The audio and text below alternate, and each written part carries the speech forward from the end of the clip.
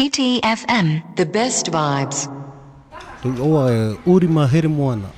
Na au haapii nei te upa tatato upa toere pahu haatete te tariparau te piti te ukulele. Poro te mau matahiti mea rei whea api te matahiti. Mea rei te mau tamarino te whea haapii atetei. Hea mai nei. Te paraura ananeira wan ua humui mua. Ananhei no ho tautini ananheira. Ai te au titura. Whea tamari roto ta hapira ma hanere rato. Te Tipaerui mata. Ahuru mapai ano. Ma oru mapai miniti. Ho e teime.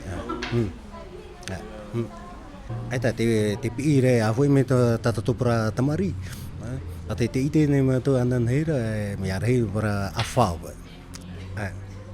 Tai ta mato hi ora me parparu e to tatonu na. Ara. Haremai. Ta fabia barura te fare na te nuna maui. Trai ananheira. Hiti FM, the best vibes.